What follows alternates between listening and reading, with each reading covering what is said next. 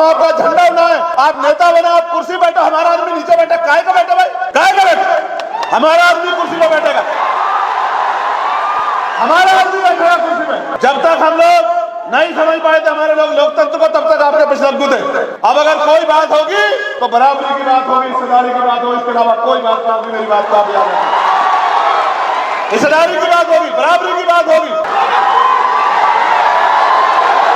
मेरा काम मनुवादियों को बजाना, ढपली बजाना नहीं। ये काम तो हमारा कोई भी कार्यकर्ता कर लेगा। मेरा काम है इस देश में मनुवाद, अंधविश्वास, पाखंडवाद, सामंतवाद का इलाज करना। इस नोट को देखो, इसका जो एक्चुअल वजन है उससे 3-4 गुना वजन है इसमें। कैसे बढ़ा पता है आपको? हमारे लोगों के पसीने से। ये हजारों मजदूरों के हाथ से निकल के आ रहा था। और ये देखो, ये सिक्के, इनको कमाने में मेरे लोगों को सर से पैर तक पसीना आया होगा। देखो, ये किसी गाँव में इकट्ठा करके, ये हीरे हैं मेरे लिए, ये मेरी माओ ने भेजे, मेरी बहनों ने भेजे, सर पे ईंट उठा के, खेती करके इसलिए भेजे कि मैं इन पैसों से बड़े बड़े राजनीतिक दलों का मुकाबला करके सांसद बन जाऊं और लोकसभा में जाके जो बाबा साहब अम्बेडकर मान्यवर काशीराम साहब और महापुरुषों का अधूरा काम है उसको पूरा करा। मैंने ये पैसे जिस दिन देखे तो मैंने इनको खर्च नहीं किया, मैंने इनको उठा के रख लिया। इसलिए रख लिए कि मुझे याद रहे कि मैं किन के नोटों से और किन के वोटों से सांसद बना। सभी संतों, गुरुओं और महान पुरुषों को नमन करता। महामानव तथागत युग से लेकर जगत गुरु सतगुरु रविदास जी महाराज, भगवान वाल्मीकि महाराज, गुरु नानक देव, संत कबीर, गुरु घासीदास जी, संत गाडगे जी महाराज, नारायणा गुरु और बाकी उन संतों को भगवान महावीर जैन, जिन्होंने भारत में सामाजिक, आर्थिक, राजनीतिक परिवर्तन के लिए आंदोलन चलाए हैं, उन सबको नमन करता हूं। आधुनिक भारत में वंचितों के मुक्तिदाता राष्ट्रपिता ज्योतिबा फूले, आरक्षण के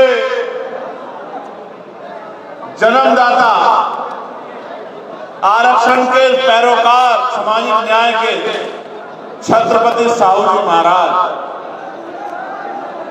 करोड़ों शोषितों, वंचितों, महिलाओं, नौजवानों, किसानों, कर्मचारी, मजदूरों के नेता, उनके मार्गदर्शक, उनके मुक्तिदाता डॉक्टर बाबा साहब अम्बेडकर को भी नमन करता हूं। मां सावित्रीबाई फूले, मां फातिमा शेख, मां अवंतिकाबाई होलकर, मां झलकारी बाई, मां रमाबाई, ईवी पेरियार रामानायकर स्वामी, पेरियार ललई यादव,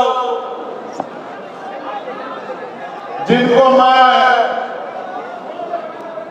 संघर्ष के नायक के तौर पर देखता हूं, बाबू जगदेव प्रसाद कुशवाहा, जिनको बिहार का लेनिन भी कहा जाता है, जननायक कर्पूरी ठाकुर, जिनको हम अपना नेता मानते हैं,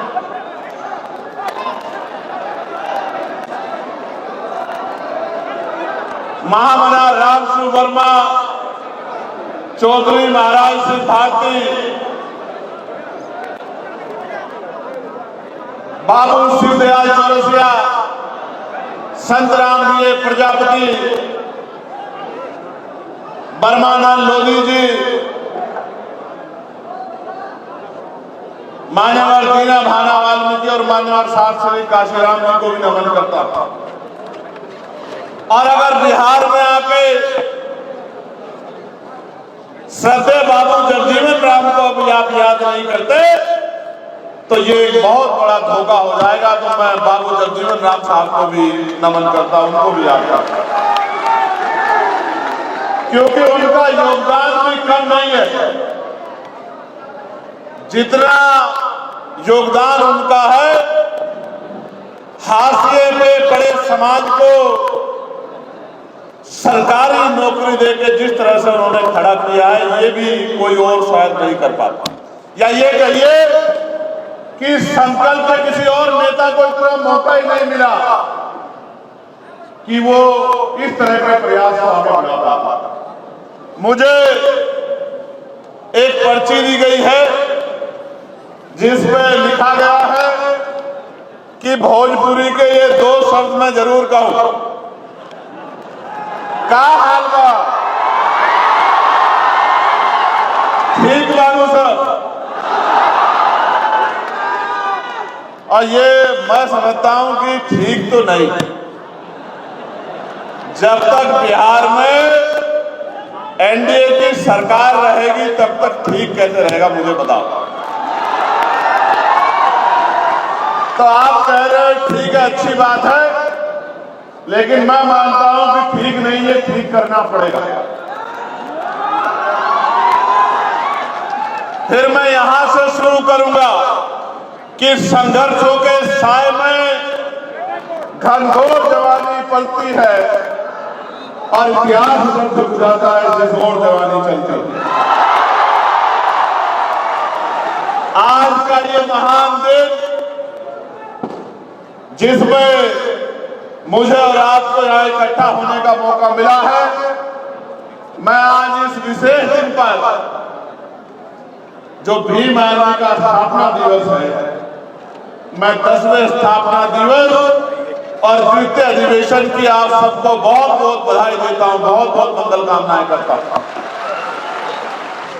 प्यारे साथियों, मैं सबसे ज्यादा धन्यवाद करूंगा मातृशक्ति का, जो इतनी बड़ी संख्या में आज अपने बच्चों को, अपने भाइयों को आशीर्वाद देने यहाँ पहुंची। मैं दोनों हाथ में उनको बहुत बहुत प्रणाम करता हूँ। साथ साथ मैं इस नौजवान सैलाब को भी धन्यवाद देता हूं। मुझे मीडिया के लोग पूछते हैं कि ये भीम आर्मी के लोग कहां से आते हैं। अब मैं उनसे ये कहता हूं कि आंधी को रोका जा सकता है, तूफान को रोका जा सकता है, सैलाब को रोका जा सकता है, लेकिन भीम आर्मी के बहादुर योद्धाओं को नहीं रोका।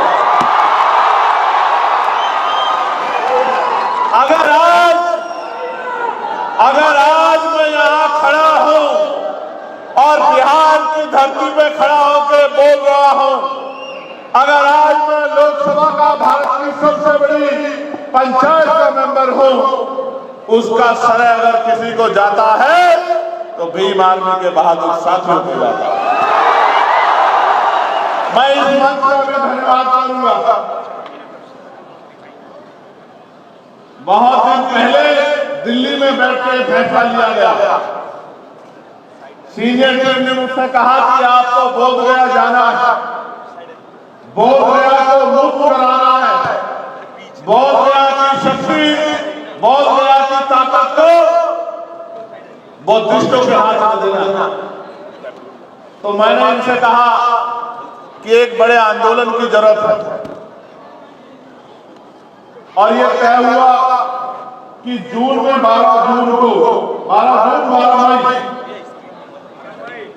मई को एक बड़ा आयोजन होगा और दिन लाखों लोगों को लेके हमें बोध गया पहुंचना।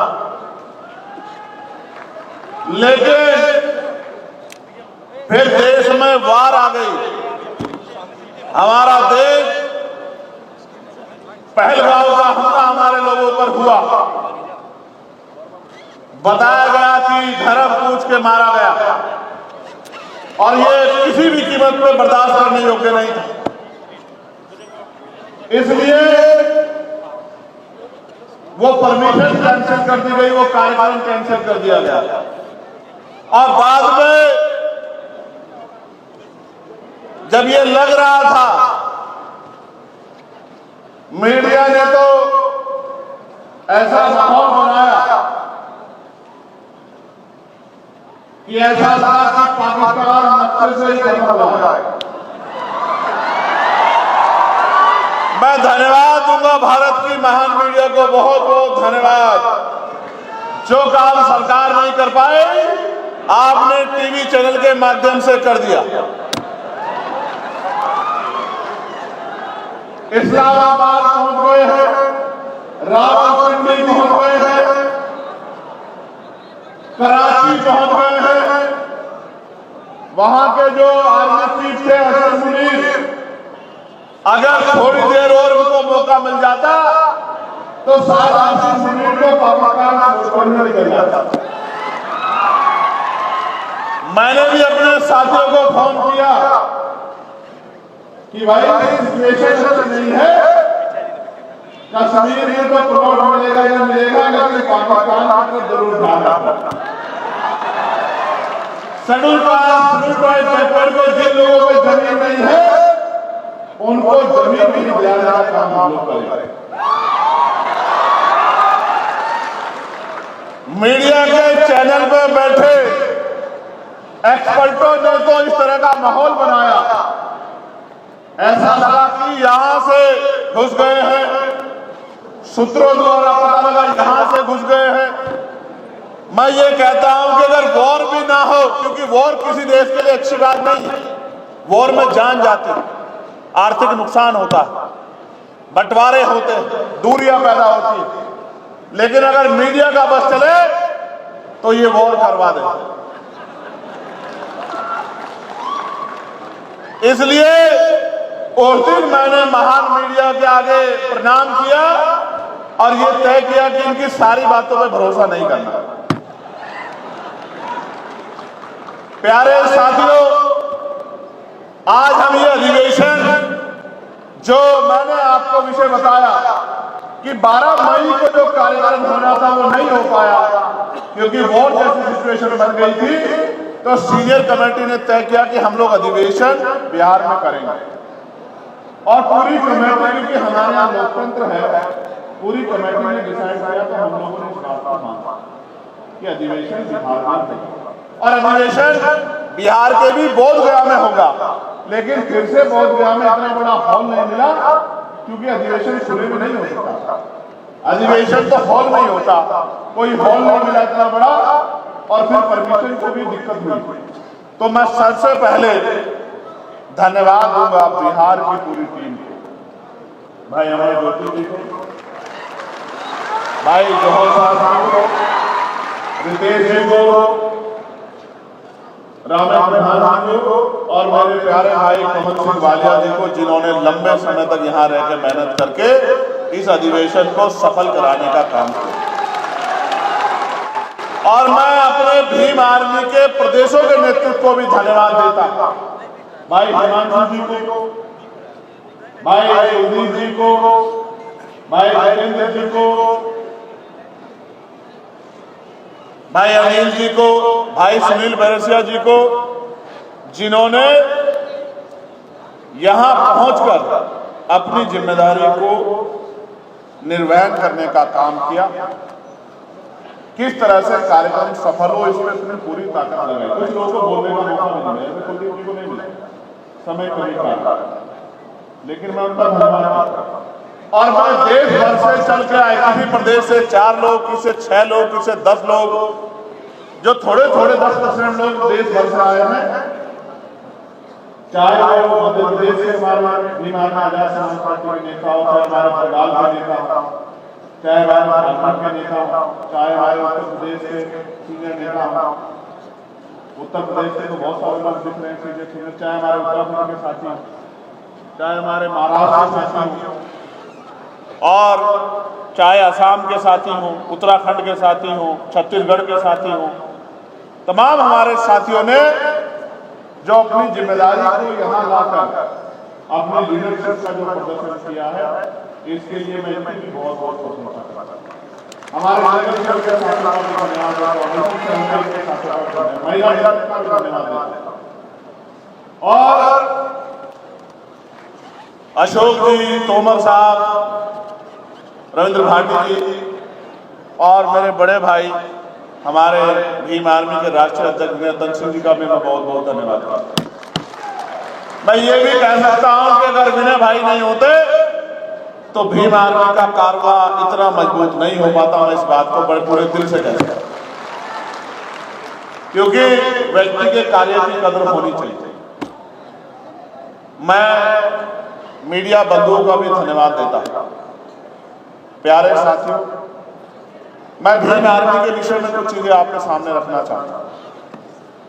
भीम आर्मी कहां बनी, कैसे बनी, इस पर मैं चर्चा नहीं करना चाहता, क्योंकि मोस्टली चीजें आप लोग जानते हैं जो लोग काम करते हैं।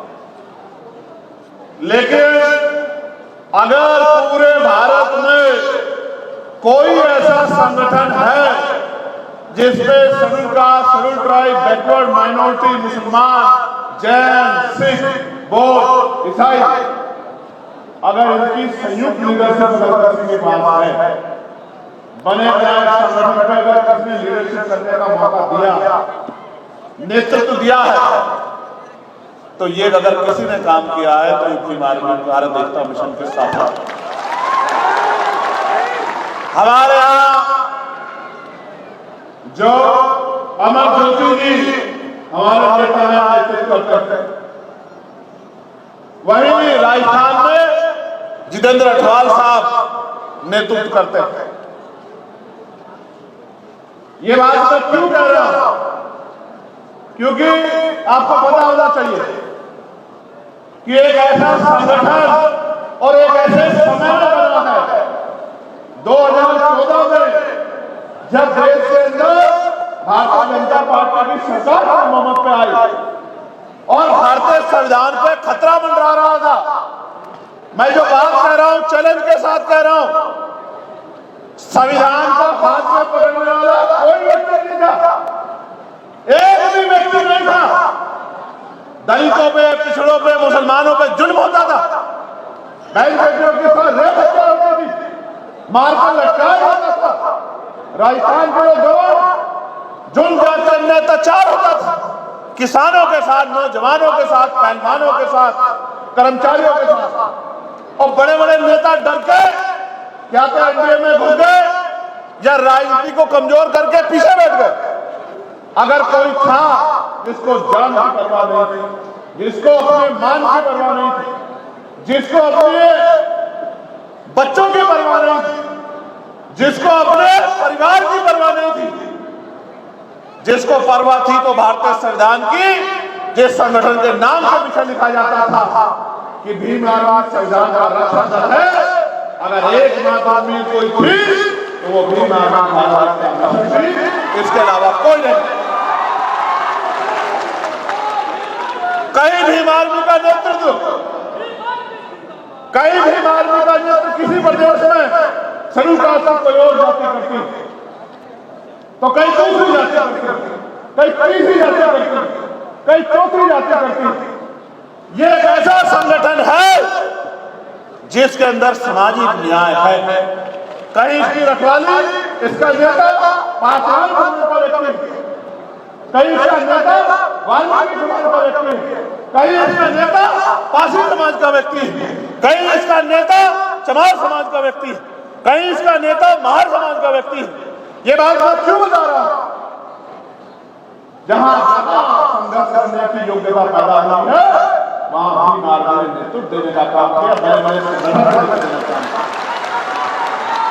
इसलिए बात आपको बतानी थी कि भीम आर्मी एक जाति, एक धर्म, एक स्थान का संगठन नहीं है।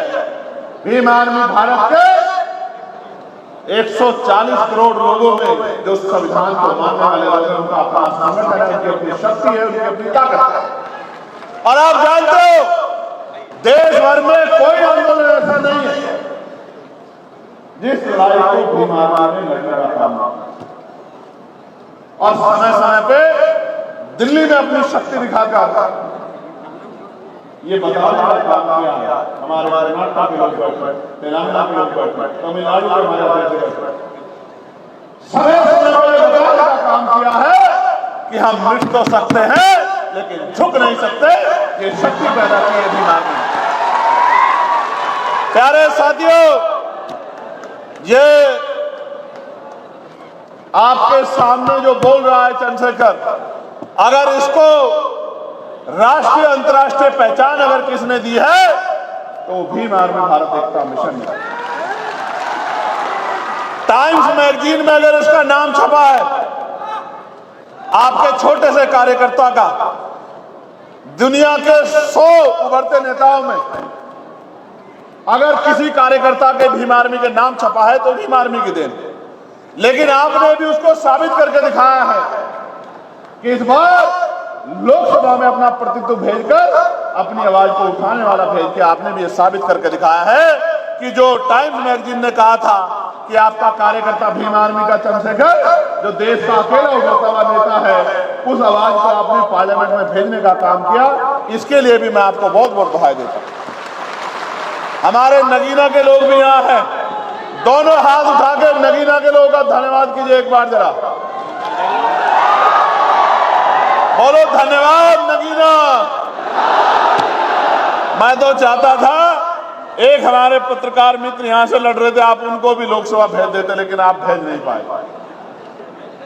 तो लोकसभा नहीं भेज पाए तो विधानसभा भेज देना।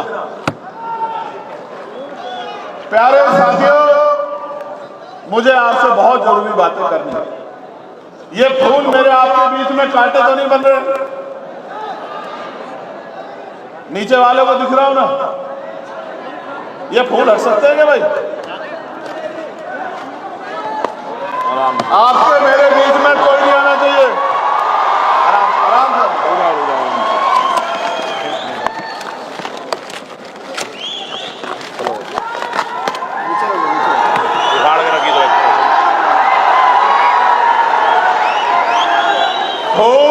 आपके लिए और कांटे हमारे लिए। प्यारे साथियों, 2-3 बहुत महत्वपूर्ण बातें आपसे कहनी है।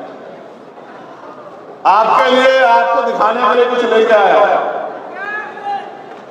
इसमें कुछ है, दिखाऊंगा। ऐसा नहीं कि आपने जो बात एकदम कह दी पूरी कर दूं, ऐसा नहीं, समय पे दिखाऊंगा। भीम आर्मी के साथियों से मुझे कहना, अपनी लीडरशिप से मुझे कहना, अनुशासन हमारी शक्ति है। हमारा अनुशासन इस स्तर का होना चाहिए कि भले ही वो हमसे नाराज हो, भले ही वैचारिक रूप से हमारा विरोध है, लेकिन इस बात को जरूर कहे अपने लोगों में बैठकर कि भीम आर्मी जैसा अनुशासन किसी और संगठन के पास नहीं। ये बात हमें अपने अंदर पैदा करनी है। हालांकि मैं आपके अनुशासन पर टिप्पणी नहीं कर रहा हूं, लेकिन फिर भी मेरी इच्छा है कि देश का सबसे अनुशासित संगठन भीम आर्मी को होना चाहिए।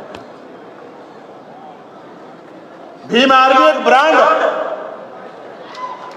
है या नहीं है? बताओ बताओ, है या नहीं है? बताओ। मैं उससे उदाहरण बताता हूं। 2022 में जिन लोगों को काम न करने की वजह से हमने निकाल दिया था उत्तर प्रदेश में, दिल्ली में, जो नेता किसी पार्टी के नेताओं से, अपने पार्टी के नेताओं से नहीं मिलते थे, उन्होंने भीम आर्मी के निकाले गए कार्यकर्ताओं के साथ बैठ के 2-2 घंटे बात की। ये भीम आर्मी की ताकत है। और यहां भी जिन लोगों को हमने काम न करने की वजह से निकाल दिया था, उन लोगों को भी दूसरी राष्ट्रीय स्तर की पार्टियों के नेताओं ने ऐसे हाथ मिला के खुद ज्वाइन कराया, जिनको हमारे यहां से निकाला गया। तो इस देश में अगर नेतृत्व का निर्माण हो रहा है, मजबूत कार्यकर्ता का ही निर्माण हो रहा है, जो ना पुलिस से डरता, ना कानून के झूठे शिकंजे से, ना जेल से, ना मुकदमे से, वो भी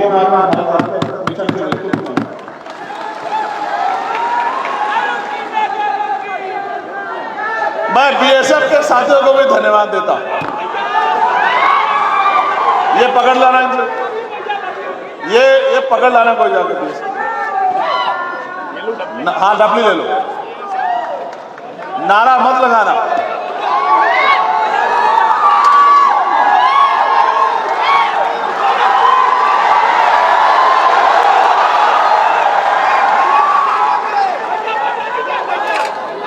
मेरा काम मनुवादियों को बजाना, ढपली बजाना नहीं। ये काम तो हमारा कोई भी कार्यकर्ता कर लेगा। मेरा काम है इस देश में मनुवाद, अंधविश्वास, पाखंडवाद, सामंतवाद, पूंजीवाद और गरीबों की बहन बेटियों की तरफ जो आंख उठाते हैं उनका इलाज करना। प्यारे साथियों, आज आपसे 10वें साल में कुछ मांग रहा हूं, दोगे नहीं दोगे बताओ? तो जिस कार्यकर्ता को जो काम दे दिया है, चाहे आंधी आए, तूफान आए, बरसात आए, अपने काम को सबसे पहले पूरा करना है। ये शक्ति का निर्माण अपने अंदर करना है। हम किसी जाति के खिलाफ नहीं है, धर्म के खिलाफ नहीं है, हम उस व्यवस्था के खिलाफ है जो ऊंच नीच की बात करती है, जो भेदभाव की बात करती है। हम किसी पार्टी के विरोधी नहीं है, हम विचार के विरोधी थे। हमारे महापुरुषों ने जो विचारधारा हमें दी है, उस विचारधारा के समर्थक है, उस विचारधारा के जो खिलाफ, जो संविधान के खिलाफ है, वो व्यक्ति हो, पार्टी हो, उसके खिलाफ, जो मानवता के खिलाफ है, बंधुत्व के खिलाफ है, भाईचारा के खिलाफ है, महिलाओं के अधिकारों के खिलाफ है, महिलाओं के सशक्तिकरण के खिलाफ है, किसानों, कमजोरों, हक वंचित समाज के तरक्की के खिलाफ है, उनके खिलाफ है। सीधी बात है, बिल्कुल सीधी बात है। मैंने जो स्पष्ट कहा आज फिर दोहरा रहा हूं, हम ना किसी पार्टी के खिलाफ है, ना व्यक्ति के खिलाफ है। हमारी लड़ाई विचारधारा की है और जब तक हम में आखिरी सांस रहेगा, हमारे शरीर में लहू का आखिरी कतरा रहेगा, तब तक हम लोग इस विचारधारा को चलाते रहेंगे। आंदोलन कम रहे या ज्यादा हो जाए। अभी जौहर आजाद जी ने बहुत शानदार बात कही कि हम रहे ना रहें। मैं ये ऐलान से कह रहा हूं, हम रहे ना रहें, लेकिन हम इस संगठन को जब तक हम में लहू का आखिरी कतरा रहेगा, इतनी शक्ति देते रहेंगे कि ये संगठन सैकड़ों साल में, हजारों साल इस देश की राजनीति में, इस देश की व्यवस्था में अजर अमर रहेगा। इस बात का हम लोग विश्वास दिलाते हैं। और मैं एक चीज और घोषणा इस बार इस मंच से करना चाहता हूं, भीम आर्मी में हर कोई व्यक्ति आगे बढ़ सकता है। जो आज ग्राम पंचायत का सदस्य है वो जिले का सदस्य बन सकता है, जिले का अध्यक्ष भी बन सकता है, प्रदेश का अध्यक्ष भी बन सकता है, राष्ट्रीय अध्यक्ष भी बन सकता है। भीम आर्मी में ऐसा नहीं कोई भी है, ना मैं, ना अध्यक्ष जी, ना महासचिव साहब, ना और कोई साहब, ना और कोई साहब, कि हमारे आने वाली पीढ़ियां इसमें अध्यक्ष या किसी महत्वपूर्ण पद पर रहेगी। अगर हमारे बच्चों को भी काम करना है तो वो भी भीम आर्मी के सामान्य सदस्य बनकर काम करेंगे। इस बात का मैं आपको वचन देता हूं। यह ऐसा संगठन नहीं होगा कि जिसमें पीढ़ियां एक ही परिवार के लोग आगे बढ़ते रहेंगे। ऐसा कोई संकल्प, ऐसा कोई कॉन्स्टिट्यूशन हमने इस संगठन का नहीं लिखा। हमने इस संगठन का एक ही कॉन्स्टिट्यूशन लिखा है कि यहां आदमी की मेहनत, उसका संघर्ष, उसका समर्पण, उसका अनुशासन, उसकी शक्ति है। और ये उदाहरण है, अनिल जी गवाह है, जितेंद्र साहब गवाह है, बहुत सारे, सुनील बैरसिया जी गवाह है, बहुत सारे लोग गवाह हैं कि जो अपने यहाँ विधानसभा के मेंबर रहे होंगे, विधानसभा के सदस्य रहे होंगे, विधानसभा अध्यक्ष रहे होंगे, जिले के अध्यक्ष रहे होंगे, वो अपने अपने प्रदेशों में अध्यक्ष भी रहे हैं और राष्ट्रीय कोर कमेटी के मेंबर भी हैं, राष्ट्रीय पदाधिकारी भी हैं। ये किसी छिपा हुआ नहीं है, ये सत्य है। ये भीम आर्मी का कार्यकाल इस बात का उदाहरण है। आप देख सकते हो, संघर्ष के बलबूते जो आदमी विधानसभा का अध्यक्ष था वो आज राष्ट्रीय कमेटी का मेंबर है, राष्ट्रीय पदाधिकारी है। ये दिया है भीम आर्मी। तो साथियों, मैं आपसे यही मांगना चाहता हूं कि ये सामाजिक परिवर्तन का कारवां रुकना नहीं चाहिए। हम रहे ना रहे, कारवां चलता रहना चाहिए, कारवां आगे बढ़ना चाहिए, कारवां मजबूत होना चाहिए। और अगर सच में मुझसे प्यार करते हो तो घर से निकलो और बिखरे हुए बहुजन समाज में भाईचारा पैदा करने का काम, मानवता के सिपाही बनो, अपने टूटे हुए भाइयों को गले लगाओ। जिन महापुरुषों के नाम मैंने लिए उनके संघर्ष को पढ़ो। मैं बिहार की बात करता हूं, बाबू जगजीवन राम, बाबू जगदेव प्रसाद कुशवाहा, जननायक कर्पूरी ठाकुर, और मैं राजनीतिक वो हो सकता है, लेकिन मैं रामविलास पासवान जी के जो आज इस दुनिया में नहीं, मैं उनके काम को भी हम टिप्पणी नहीं कर सकते। उन्होंने भी बहुत कुछ करके दिखाया है। अगर मंडल कमीशन में किसी का योगदान है तो रामविलास पासवान जी को छोड़ा नहीं जा सकता। मान्यवर काशीराम साहब के साथ साथ श्रद्धेय रामविलास पासवान जी ने भी बहुत बड़ा संघर्ष किया है, इस बात को नकारा नहीं जा सकता।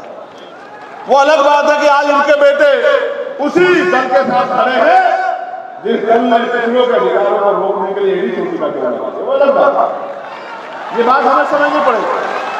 और ये बात भी समझनी पड़ेगी, रानी के पेट से राजा नहीं तैयार हो गए। यहां अमर ज्योति जैसे सिपाही भी आपके बीच में बैठे हुए हैं। नेता जनता बनाती है, नेता रानी के पेट से नहीं बनता।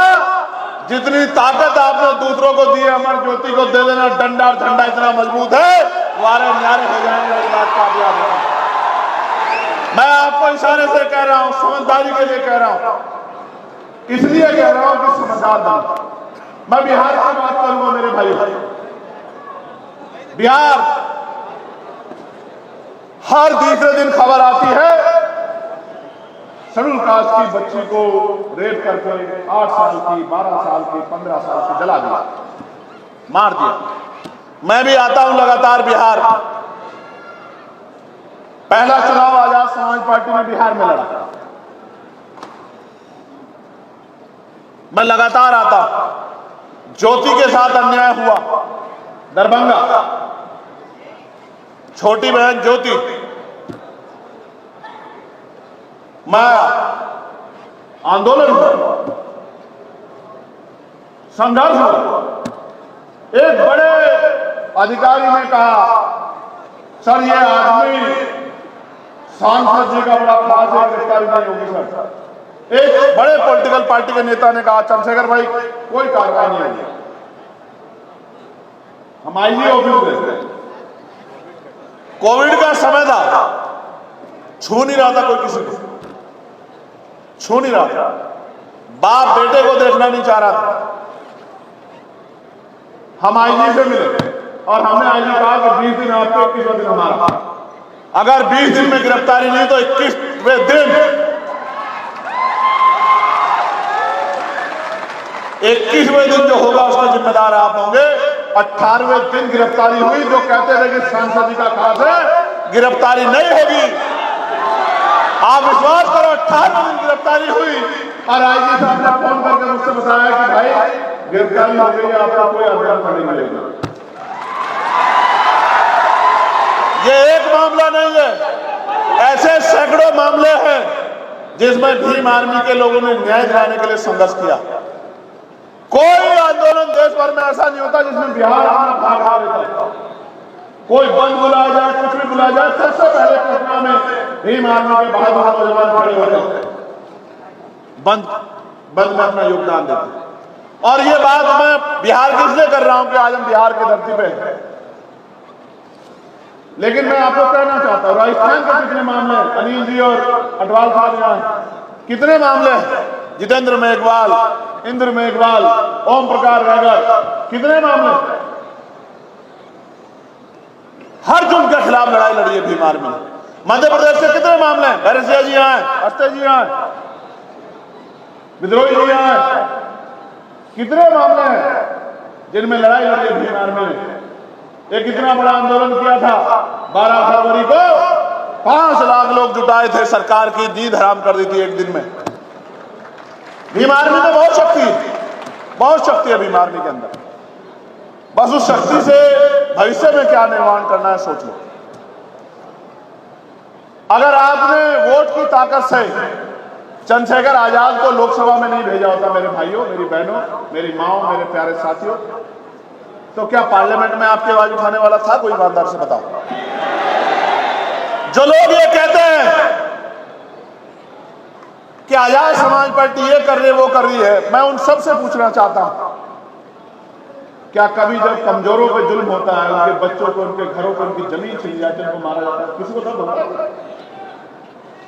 जो लोग कहते हैं भीम आर्मी तक तो ठीक था लेकिन आजाद समाज पार्टी नहीं बनानी चाहिए थी, तो आप मुझे बताओ ईमानदार से, दिल पे हाथ रख के बताओ, जब तक भीम आर्मी थी कौन सा राजनीतिक दल हमारा समर्थन करता था? बताओ जरा, हाथ उठा दो।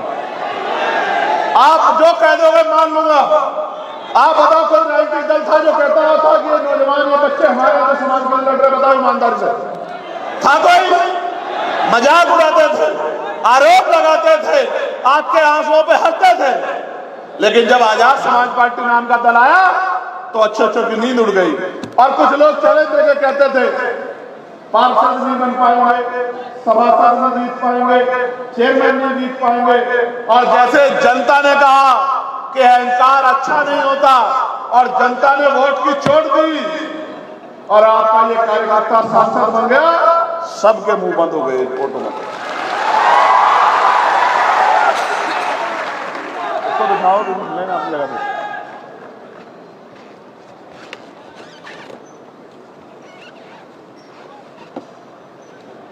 दो 2020 में यहां चुनाव हुआ, अमर ज्योति जी गवाए, राणे प्रधान जी गवाए, अमर तोमर साहब गवाए। एक सियासी दल ने हमसे कहा कि हम अलायंस करेंगे, बात कर ली सारी, और आखिरी मौके पे धोखा दिया।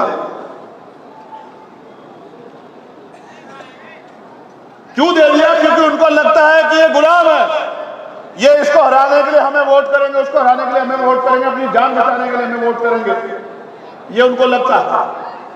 आप किसी को ताकत दे दो और आपके पास ताकत नहीं होगी।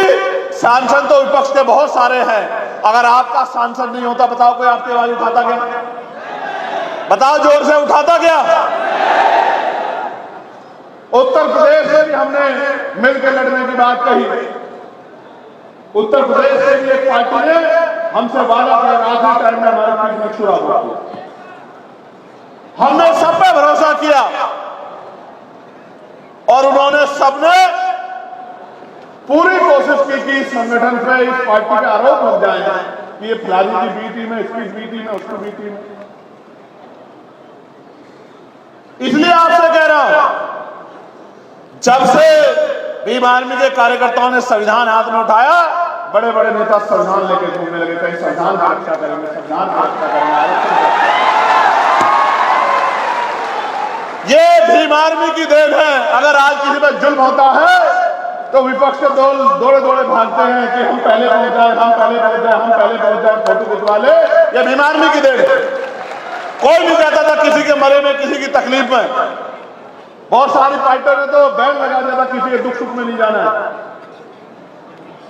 ये भीम आर्मी की देन है। इसलिए आपसे कह रहा हूं, बहुत जिम्मेदारी से कह रहा हूं, कोई जीते कोई हारे, आपके मुद्दों पे तब तक बात नहीं होगी जब तक आपका प्रतिनिधित्व नहीं होगा। इसलिए बिहार के मेरे भाइयों, हमें अपनी तरफ देखना है।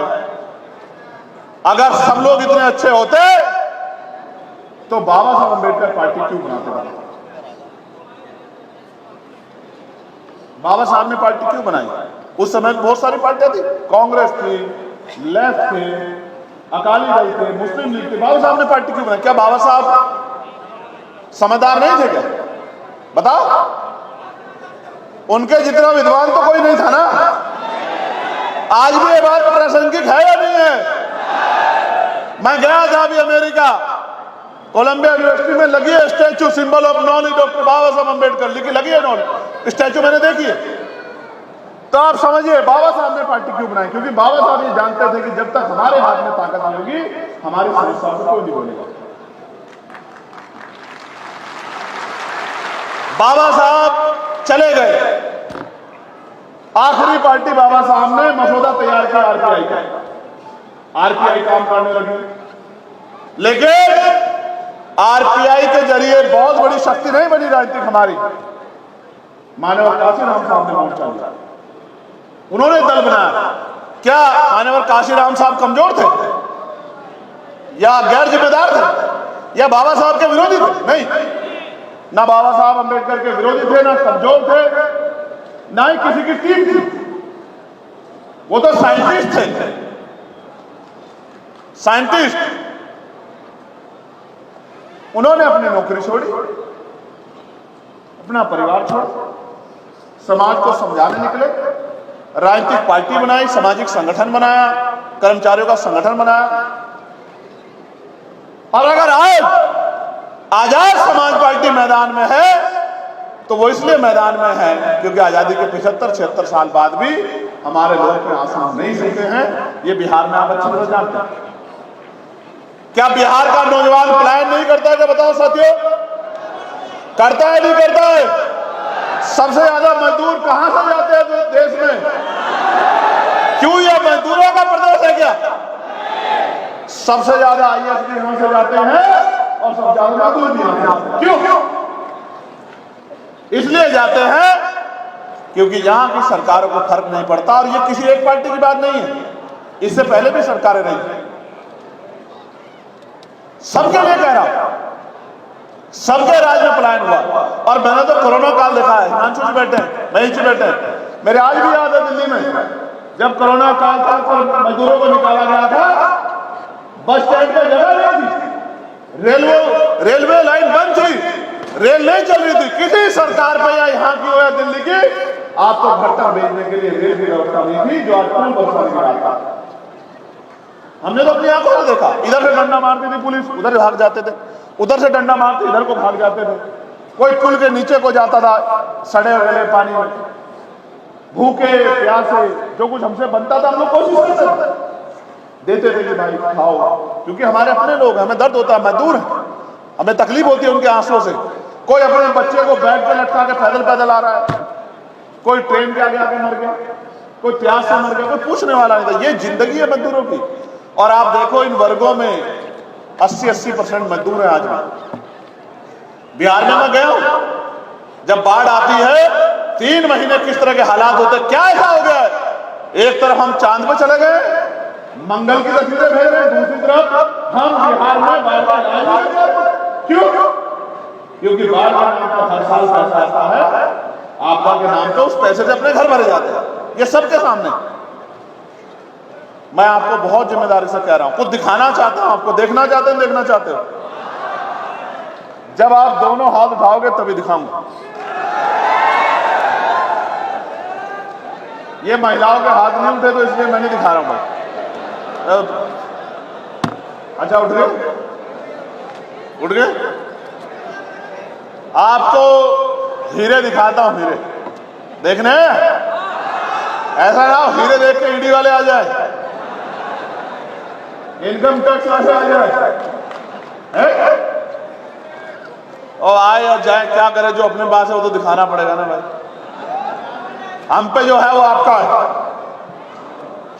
ये हीरे आए हैं कवई, अजनपुर विधानसभा, आलापुर, अंबेडकर नगर, ये हीरे वहां से आए। और ये दूसरे हीरे भी अंबेडकर नगर के हैं, और ये तीसरे हीरे भी अंबेडकर नगर के हैं। और ये हीरे भेजे हमारे लिए, हमारे परिवार के लोगों ने। यहां तो भारतीय राजनीति में सब कुछ अमीरों के लिए है, गरीबों के लिए कुछ नहीं है। अमीर का बेटा प्रधान बनेगा, अमीर का बेटा चेयरमैन बनेगा, अमीर का बेटा जिला पंचायत का अध्यक्ष बनेगा, अमीर का बेटा विधायक बनेगा, अमीर का बेटा सांसद बनेगा, सब कुछ अमीरों के लिए। ये हीरे हैं जो मुझे दिए गए थे, दिख नहीं रहे ना वहां से?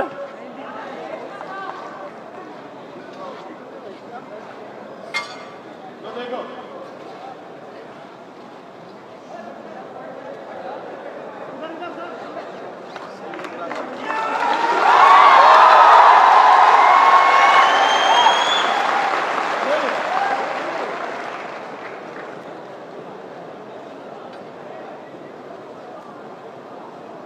ये वाले भी देखो,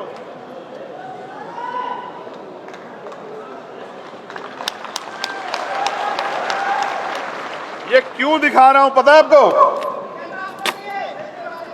मैं बताता हूं ये हीरे कहां से आए, कब आए। ये हीरे आए तब जब मैं चुनाव लड़ रहा था लोकसभा का, अंबेडकर नगर के लोगों ने भेजे। ये देखो, इस नोट को देखो,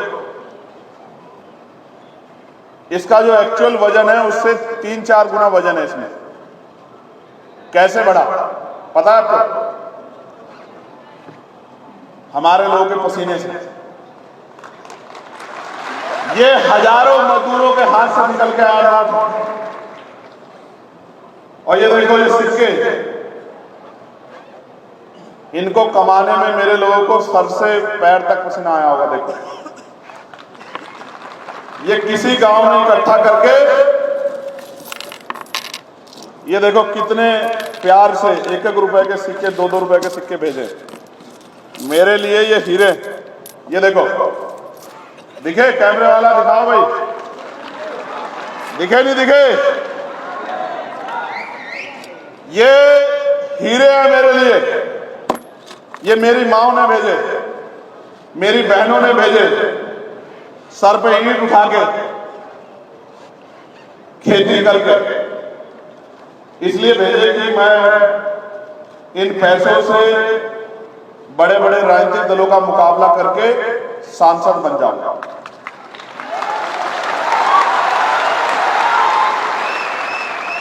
और लोकसभा में जाके जो बाबा साहब अम्बेडकर मान्यवर काशीराम साहब और महापुरुषों का अधूरा काम है उसको पूरा करना। मैंने ये पैसे जिस दिन देखे तो मैंने इनको खर्च नहीं किया, मैंने इनको उठा के रख लिया। इसलिए रख लिए कि मुझे याद रहे कि मैं किन के नोटों से और किन के वोटों से सांसद बना। मेरी बात सुनो मेरे भाइयों, जब तक पैसे वाले नेता बनते रहेंगे तब तक पैसे वाले गरीबों की बात नहीं करेंगे। पैसे वाले कहाँ रहते हैं? महलों में, जिन महलों में आप घुस नहीं सकते। महलों वाले गरीबों के दर्द को जानते हैं क्या? महलों वाले गरीब के दर्द को समझते हैं क्या? महलों वाले गरीब के भूखे पेट को समझते हैं क्या? नहीं फर्क पड़ता उनको कि गरीब के पेट में रोटी कैसे आती। मुझे और इस मंच पर बैठे हर एक आदमी को फर्क पड़ता है। जब भूख के कारण किसी का बच्चा घर में रोता, हमें फर्क पड़ता है, क्योंकि हम आप में से एक। इसलिए आपको दिखाने के लिए लाया हूं कि जितने नोट मिले उतने ही वोट मिले। एक पैसा किसी अमीर ने मदद नहीं की, सारे पैसे गरीबों ने मदद की। और बिहार के लोगों ने भी पैसे भेजे होंगे, ऐसा मेरा विश्वास।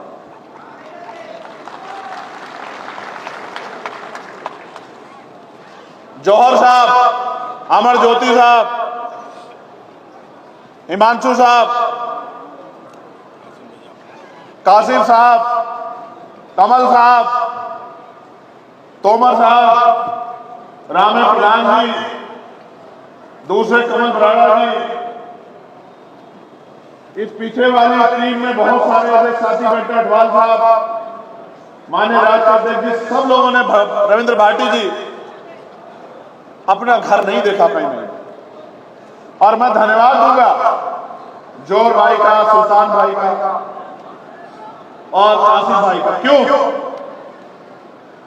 जोर भाई ईद पे अपने घर नहीं आए अपने बच्चों के बीच, कासिम भाई ईद पे अपने घर नहीं गए अपने बच्चों के बीच। और इसकी सुल्तान की कहां? सुल्तान, इनकी वालिदा बीमार थी, इनकी मां कहां? सुल्तान वो हॉस्पिटल में थी, ये घर नहीं गया। इनका मानना था कि जब तक हमारी आवाज नहीं बनेगी हमारी बात को कोई उठाएगा नहीं। और लोग हंसते थे, कहते थे कि भाई ये पैसे वालों के सामने ही कैसे मुकाबला कर लेंगे। लेकिन मैं कहता हूं, जो साहब के हाथ मारते थे कि तमन्ना अगर सच्ची हो तो रास्ते हजार होते, तमन्ना अगर झूठी तो बहाने हैं। ये सच्ची तमन्ना है जो जेल से नहीं डरती। 16-16 महीने जेल काटी लेकिन उफ नहीं कहा। ये सच्ची तमन्ना है जिसने 250 लाठियां खाई लेकिन कभी आपके स्वाभिमान को कमजोर नहीं पड़ने दिया। सच्ची तमन्ना है जिसके दांत तोड़ दिए गए, जिसकी रीढ़ की हड्डी में, मैं सच कह रहा हूं, घबराना मत, मरने वाला नहीं वो भी और हिलने वाला भी नहीं। याद रखना मेरी बात को। पिछले 3 दिन से हालात है कि बैठ नहीं पा रहा हूं। आज हवाई जहाज का सफर कैसे किया मैं जानता हूं इस बात को, और मेरे साथी जानते हैं। लेकिन ये दर्द मुझे नहीं रोक सकता। मैं फिर आपसे कह रहा हूं, जब इससे भी पेट नहीं भरा तो गोलियां चलाई, गोलियों से भी बच गया, गोली से भी नहीं मरा। उस दिन ये समझ में आया कि ये जन्म सिर्फ पैदा होके रोटी खा के और दोबारा जन्म खत्म होने के लिए नहीं मिला, ये जन्म कुछ करके दिखाने के लिए मिला। लोग कोरोना से मर गए, खांसी जुकाम बुखार से मर गए, और अगर गोली भी आपके भाई का सीना नहीं चीर पाई, आपके भाई की सांस नहीं खींच पाई, तो उस दिन समझ आया कि किसी चीज से डरना नहीं है, आगे बढ़ते रहना। आपको कह रहा हूं बिहार के मेरे भाइयों, हिम्मत जुटाओ, ताकत बनाओ, जितनी बड़ी संख्या में यहां आए हो, अगर सच में मुझसे प्यार है, भीम आर्मी से प्यार है, आजाद समाज पार्टी से प्यार है, तो घरों से निकलो, अपने अपने गांव में भाईचारा बना के समाज को तैयार करो और बड़े बड़े राजनीतिक दलों को उखाड़ के फेंक दो, आजाद समाज पार्टी को ताकत। और कह रहा हूं बहुत जिम्मेदारी से, लोग कहते हैं अकेला चंद्रशेखर पार्लियामेंट में क्या करेगा, बोल भी नहीं पाएगा, भीड़ में छिप जाएगा, कोने में घुस जाएगा। बताओ अकेला चंद्रशेखर आपको दिखता ही नहीं दिखता है पार्लियामेंट में? कल चलेगी भाइयों पार्लियामेंट, देख लेंगे। अगर 543 में आपका अकेला सांसद नहीं दिखाई दिया, तब कहना कि भाई हमने जो वोट दे के ताकत बनाई थी वो कमजोर रह गई। इसलिए आपसे कह रहा हूं कि 543 में एक बनाया, यहां 243 है। मेहनत करके अपने इतने लोग जिता लो कि असेंबली में आपकी लड़ाई लड़ सकते। और लड़ाई कैसे लड़ी जाती है ये तो मैं इनको सिखा ही रहा हूं पार्लियामेंट में, लेकिन असेंबली में पूरे बिहार को सिखाएंगे कि लड़ाई कैसे लड़ी जाती है। आप ये सोचो, जो जेल से नहीं डरते, जो मुकदमों से नहीं डरते, जो लाठी से नहीं डरते, जो गोली से नहीं डरते, उनसे ज्यादा आपकी लड़ाई लड़ने का जज्बा किसके अंदर हो सकता है? सोचो। जहां एक तरफ लोग सीबीआई से डर जाते हैं, ईडी से डर जाते हैं, इनकम टैक्स से डर जाते हैं, आप बताओ एसआईआर के जरिए क्या आपके वोट के अधिकार को यहां छीना जा रहा है, नहीं छीना जा रहा है? बताओ, छीना जा रहा है, छीना जा रहा है। आपको रक्षा करनी पड़ेगी अपने वोट की, आपको अपने वोट की रक्षा करनी पड़ेगी, एक एक आदमी को जागरूक करना पड़ेगा। वोट हमारा हथियार है, बाबा साहब ने हमें वोट हथियार के तौर पे दिए। इस हथियार का प्रयोग कैसे करना है ये हमें पता होना चाहिए। हम पे अगर सबसे मजबूत हथियार कोई है तो वो क्या है? वोट। इस लोकतंत्र में अगर अमीर हमारे घर तक आता है, अमीर कैसे आता है? बड़ी सी गाड़ी से चल के, और फिर हमारी छोटी सी गाड़ी गली में उतर के हमारे टूटे से मकान में, झोपड़े में आता है। क्यों आता है? क्योंकि हम बार बार वोट, जितनी वोट हमारे पास नहीं रही। ये बाबा साहब अम्बेडकर को धन्यवाद करो सब लोग कि अगर बाबा साहब अम्बेडकर वोट का अधिकार नहीं दिलाते तो ये जो अपने आप को पैसे वाले समझते हैं ये आपकी बस्तियों में घुसने नहीं आते मेरे भाइयों। आज अगर ये आते हैं, किसी को चाची कहते हैं, किसी को ताई कहते हैं, किसी को बुआ कहते हैं, किसी को बहन कहते हैं, आपके पैरों पे हाथ लगाते हैं, आपके बीच में बैठकर खाना खाते हैं, कीचड़ में घूमते हैं, इस वोट की वजह से कि ये वोट आपसे नहीं लिया। आप ये सोचो, आप इतने लंबे समय से इनको वोट देते हैं, आपका क्या बना? तो जब तक आपका कुछ नहीं बनेगा फिर करोगे क्या मेरे प्यारों? बताओ इस बार कुछ बनाओगे नहीं बनाओगे? पक्का बताओ, बनाओगे नहीं बनाओगे? और बिहार वालों एक बात और हमसे सीख लो, बिहार में आप अपनी मेहनत से बना लोगे, हम लोग भी आपके साथ आके मदद करेंगे, लेकिन उत्तर प्रदेश में इस बार हम लोग काया पलट के रखने में मेरी बात को आते हैं। और उत्तर प्रदेश की गूंज आप तक आ रही है नहीं आ रही है? कुछ सामाजिक संगठन, कुछ मीडिया के लोग कहते थे कि भीम आर्मी आजाद समाज पार्टी पश्चिम की पार्टी। अभी आजाद वालों ने बताया नहीं, बताया कहां की पार्टी है? बताया नहीं, बताया नहीं, बताया। चाहे विरोध में, आलोचना में लिखा हो, मीडिया ने, इसी मीडिया ने लिखा ना कि 5000 कार्यकर्ता, एक तरफ 10,000 कार्यकर्ता, एक तरफ भी, कहां से आए कार्यकर्ता? आप बताओ, आप पैसे पाए हो क्या? भूखे प्यासे मोटरसाइकिल से, रेल में, बस में अपनी मेहनत की कमाई का पैसा जुटा के जो ये इतना बड़ा जन समूह आया, ये पैसों में नहीं आया। जो पैसों में आया हाथ खड़ा कर दे। ए शंभू भाई, जरा कैमरा घुमा के देख लें, देखना कोई पैसों में तो नहीं आया। जो पैसों में आया है वो जोर से हाथ खड़ा करके दिखा दे इसे।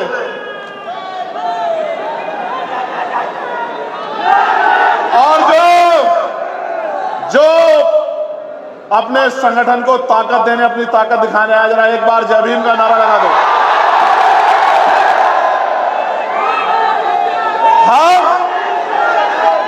हम जो हैं, एक प्यारो सुनो सुनो रुक जाओ।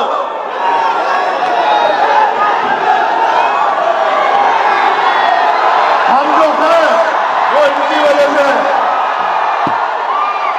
शांत हो जाओ, शांत हो जाओ।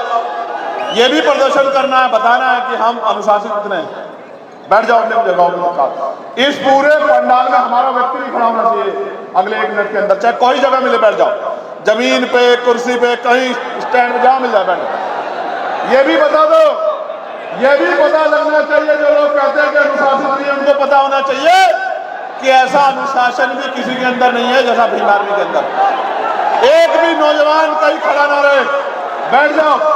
कपड़ों की परवाह मत करो, मैं जानता हूं मेरे प्यारो, कपड़े वपड़े कोई अहमियत नहीं रखते आपके लिए। मीडिया के लोग रहे, पुलिस के लोग रहे, मंच पे भी जो है वही बैठ जाओ, सभी के लिए उधर जो मंच पे है वो भी, जो जमीन पे है वो भी। ना मंच वाला खड़ा रहे, ना सामने वाला खड़ा रहे। तुमसे अच्छे तो वही है सामने वाले। कोई खड़ा तो नहीं है, देखना। शांत हो जाओ। तो हम ये कह रहे थे आपसे कि हम जो है वो इनकी वजह से ऐसा। अगर बड़े बड़े राजनीतिक दल के लोग हमें पूछते हैं, बड़े बड़े अधिकारी कर्मचारी हमें पूछते हैं, तो इनकी वजह से पूछते हैं। लोकतंत्र में ये हमारे साथ। आपसे कह रहा हूं, अगले 5 मिनट आपसे बात करूंगा बिहार के भाइयों, बिहार की बहनों, माओ, नौजवान साथियों। झंडा उठाते हो बहुत अच्छी बात है, नारा लगाते हो उससे भी अच्छी बात है, आंदोलन करते हो उससे भी अच्छी बात है, लेकिन सबसे अच्छी बात यह है कि आने वाले 2 महीने में वो करके दिखाओ जो बड़े बड़े राजनीतिक दल करने की हिम्मत नहीं जुटा पाते। घर से निकलो और अगर 8 घंटे पेट को पालने के लिए लगाते हो तो 2 घंटे अपने अपने बस्तियों को, अपने अपने बूथ को, अपने अपने क्षेत्र को तैयार करने में लगा। आपने सबको मौका दिया है।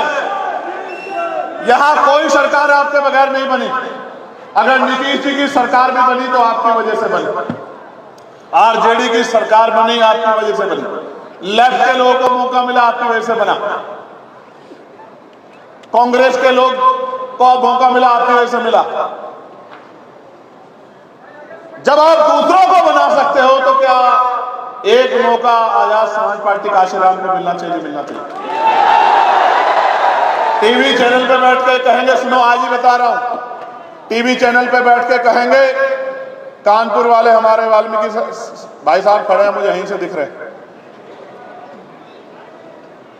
टीवी चैनल पे क्या कहेंगे आपसे बैठ के कि ये पार्टी इसको नुकसान पहुंचा रही है, वो पार्टी इसको नुकसान पहुंचा रही है। आप मुझे बताओ, अभी जब ये फ्लोर टेस्ट हुआ, कौन सी पार्टी के लोग भाग के जिनकी वजह से सरकार दोबारा से बनी? बताओ कौन सी पार्टी में, कौन सी पार्टी? जोर से बताओ।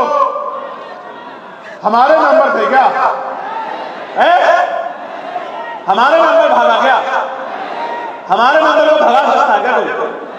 फिर हम आपके पिछलग्गू बने रहे, हम आपका झंडा उड़ाए, आप नेता बने, आप कुर्सी बैठो, हमारा आदमी नीचे बैठे। काहे का बैठे भाई? काहे का बैठे? हमारा आदमी कुर्सी पे बैठेगा, हमारा आदमी बैठेगा कुर्सी पे। जब तक हम लोग नहीं समझ पाए थे हमारे लोग लोकतंत्र को, तब तक आपके पिछलग्गू थे। अब अगर कोई बात होगी तो बराबरी की बात होगी, हिस्सेदारी की बात होगी, इसके अलावा कोई बात नहीं होगी। मेरी बात को आप याद रखें। हिस्सेदारी की बात होगी, बराबरी की बात होगी, पॉलिसी की बात होगी। बताओ शेड्यूल ट्राइब के लोगों को क्या दोगे? बताओ मुसलमानों को क्या दोगे?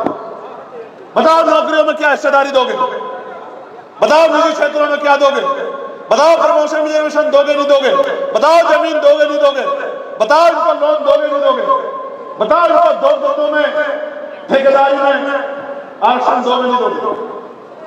हम कोई वोटर है क्या? हमेशा वोटर बने रहेंगे? हम सबको बनाएंगे, सब हमारी वोट से बनेंगे। और जब हमारे बच्चों के भविष्य का मामला आएगा, जब हम पे अन्याय अत्याचार कोई नहीं बोलेगा। कांग्रेस पार्टी को यहां बीजेपी की सरकार यहां अत्याचार दिखेगा, कर्नाटक में नहीं दिखेगा।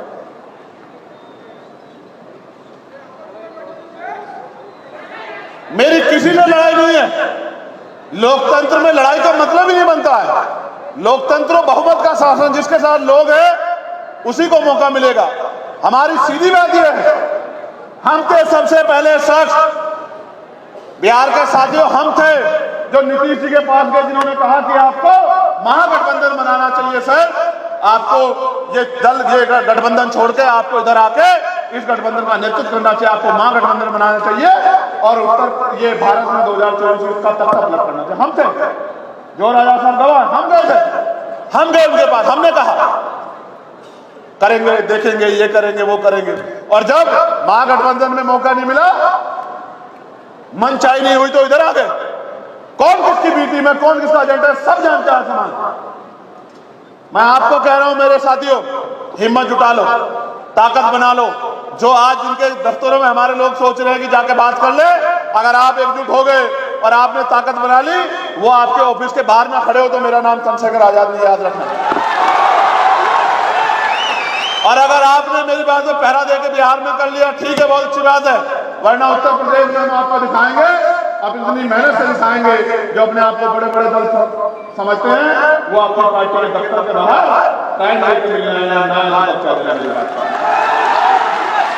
मैं आपको कहना चाहता हूं, बताओ हीरे बंद कर लूं नहीं कर लूं? नजर लग जाएगी इनको, इन हीरो को छुपाना पड़ेगा, वरना सीबीआई वाले, ईडी वाले, इनकम टैक्स वाले आ जाएंगे, कहेंगे हीरे निकालो।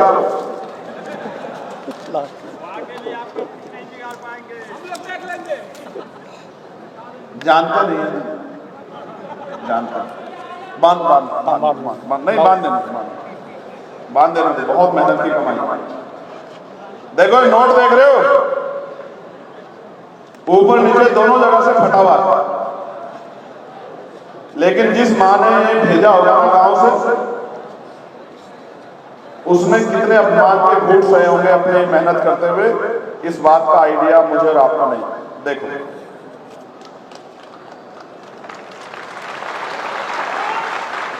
इसमें 100 से लेके और 1 रुपए तक का सिक्का है, यानी कि